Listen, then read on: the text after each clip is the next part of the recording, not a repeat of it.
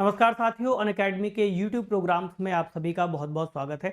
अभी हाल ही में खबर सुनने को मिल रही है कि पार्लियामेंट के अंदर एक फिर से अटैक करने की कोशिश की गई है, या हम कहें अटैक से बेहतर सांकेतिक अटैक।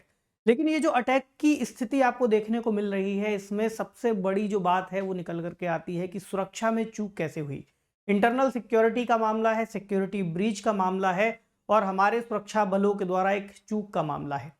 आपको आज की तारीख याद होगी, आज है 13 दिसंबर 2023, और आज की ही तारीख अर्थात 13 दिसंबर 2001 की तिथि वह तिथि थी जब हमारी संसद पर बहुत बड़ा हमला प्लान किया गया था और उसको अंजाम दिया गया था।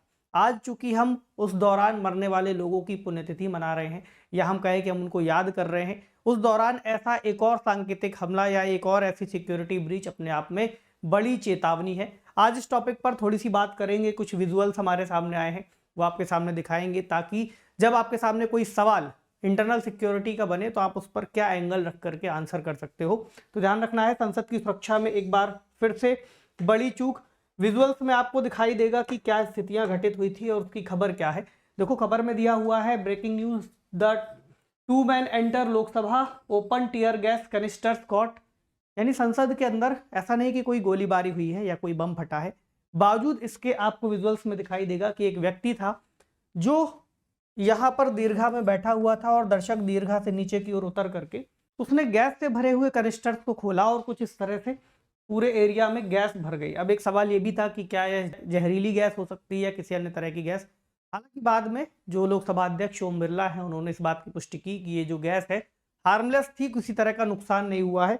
उसके बाद आप देखोगे कि वो व्यक्ति यहाँ पर टेबल टू टेबल कूदता हुआ दिखाई दिया। बाद में सभी सांसदों ने मिलकर के उसको पकड़ा, सुरक्षा कर्मियों के हवाले किया।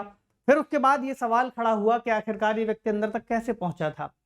अगर कोई व्यक्ति दर्शक दीर्घा में भी पहुंचना चाहता है, यहाँ बैठना चाहता है, तो उसके लिए एक पास की आवश्यकता होती है, और वो व्यक्ति इस पास को हासिल करने में कैसे कामयाब हुआ। सुरक्षा की व्यवस्था में अगर उसने एंट्री की होगी तो एंट्री करते समय वो इन गैस के कैनिस्टर्स को अंदर कैसे लेकर के गया, शूज के अंदर दबा करके कैसे पहुंचा।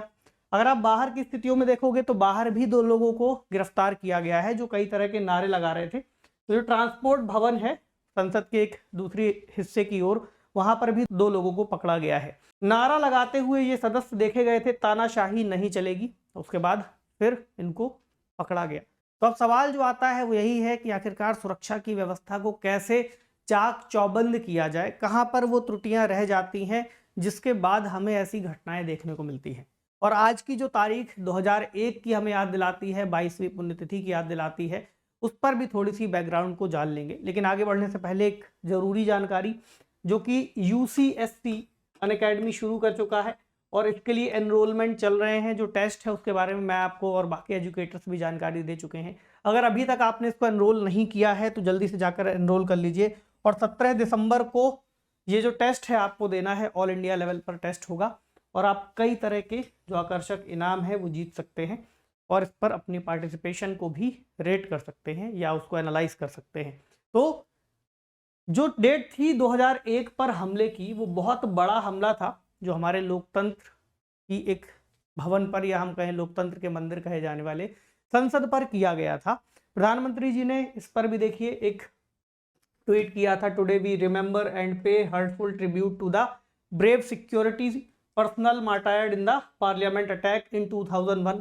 कई सारे ऐसे लोग थे जिन्होंने अपनी जान गंवाई सुरक्षा को ध्यान में रखते हुए, सुरक्षा की व्यवस्था बनाए रखने में। क्या इसकी बैकग्राउंड क्या थी, कब ये हमला हुआ था?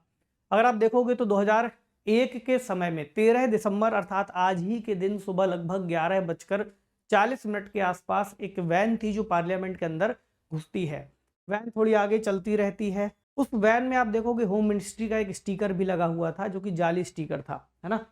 और उसके बाद उसमें से 5 आतंकवादी एक लाल बत्ती का यूज करके उसको अंदर तक ले जाने में कामयाब होते हैं। उसके बाद आप देखोगे संसद भवन के वॉच एंड वार्ड स्टाफ के एक सदस्य को उन पर संदेह होता है, लेकिन वैन चलती रहती है। जब वो सदस्य उसके पीछे जाते हैं तो वैन को वापस लेकर के भागने की जद्दोजहद में इनकी गाड़ी टकरा जाती है तत्कालीन उपराष्ट्रपति कृष्णकांत के वाहन से।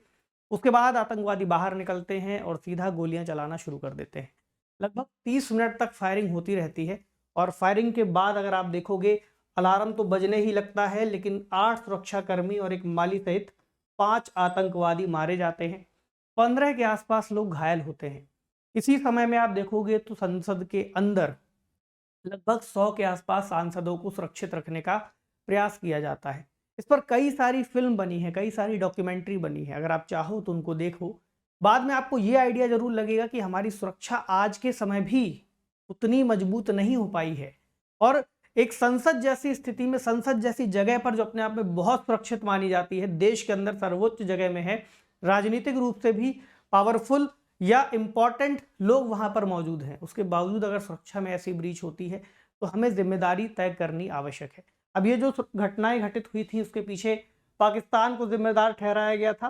पाकिस्तान समर्थित आतंकवादी संगठनों का नाम आया था, जैसे लश्कर तैयबा और जैश ए मोहम्मद, है ना। तो पाकिस्तानी भागीदारी का संकेत देते हैं, और ये भी कहा गया था कि जो आईएसआई है, पाकिस्तान की खुफिया एजेंसी, उनका समर्थन इन संगठनों को रहता है ना। तो आत्मघाती दस्ता बनाने वाले जो 5 आतंकवादी थे वो पाकिस्तानी नागरिक थे, ये भी आने वाले समय की रिपोर्ट्स के बाद पता चला, और संसद पर सबसे दुस्साहसिक और सबसे खतरनाक आतंकवादी कृत्य इसको माना गया। इस घटना के बाद 3-4 लोगों का नाम सामने आया था, खासतौर से कुछ नाम आपने भी सुने होंगे, आपको याद होंगे, जैसे कि अफजल गुरु और उनके कुछ सहयोगियों का। जम्मू कश्मीर लिबरेशन फ्रंट के पूर्व आतंकवादी कहे जाने वाले मोहम्मद अफजल गुरु, जिन्होंने 1994 में समर्पण किया था, उनका नाम इसमें आया। उनके चचेरे भाई थे शौकत हुसैन गुरु, शौकत की पत्नी अफसान गुरु, दिल्ली विश्वविद्यालय में अरबी के व्याख्याता SAR गिलानी। बाद में आप देखोगे कि काफ़ी सारे लोगों को छोड़ा भी गया, लेकिन अफजल गुरु की जो फांसी थी वो बरकरार रखी गई और फांसी दी गई। जैसे कि ट्रायल कोर्ट ने अफसान को बरी कर दिया, गिलानी, शौकत और अफजल की मौत की सजा बनी रही, लेकिन 2003 में आप देखोगे गिलानी को अपील पर उन्होंने बरी किया, लेकिन 2005 में सुप्रीम कोर्ट ने शौकत की सजा को 10 साल का कठोर कारावास में बदल दिया। बावजूद इसके अफजल गुरु की फांसी को नहीं टाला गया, और 9 फरवरी 2013 को तिहाड़ जेल में फिर उनको फांसी दे दी गई। इन सभी घटनाओं से पता क्या चलता है? देखिए, किसी भी आतंकवाद का उद्देश्य कितना भी आतंकवादियों के लिए अच्छा क्यों ना हो, लेकिन वो अंततः पूरी मानवता के लिए दर्दनाक साबित होता है। ना केवल मानवता के लिए बल्कि उन आतंकवादियों के लिए भी जो इस तरह के कृत्य में शामिल होते हैं। आज के समय आप जिस घटना को देख रहे हैं, भले ही वो इतनी घातक ना रही हो, लेकिन उसका सांकेतिक महत्व है। कोई व्यक्ति अंदर तक पहुंच जाए और इस तरीके से स्मोक कनिस्टर जैसी चीजों का भी इस्तेमाल अगर कर दे, तो पहली बात तो उसका फ्यूचर बर्बाद हुआ जो वहां तक गया। उसके बाद जो ऐसा कृत्य था उससे अन्य लोगों पर क्या प्रभाव पड़ेगा, ये भी देखना होगा। तो प्रश्न आपके सामने ये आएगा कि 2001 में हमने ऐसी घटना देखी थी, बावजूद उसके अभी भी ऐसे कई कृत्य देखने को मिलते हैं। सुरक्षा व्यवस्था को किस तरह से चाक चौबंद किया जा सकता है, आपके क्या सुझाव होंगे? जो भी सुझाव आपके मन में आए आप कमेंट बॉक्स में लिखिएगा।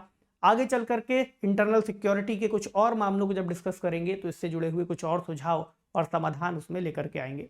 आज के लिए वीडियो यहीं पर विराम देंगे। मिलते हैं आपसे अगले सेशन में किसी अन्य टॉपिक के साथ। आपकी जो भी राय हो इस विषय पर जरूर लिखिए। शुक्रिया।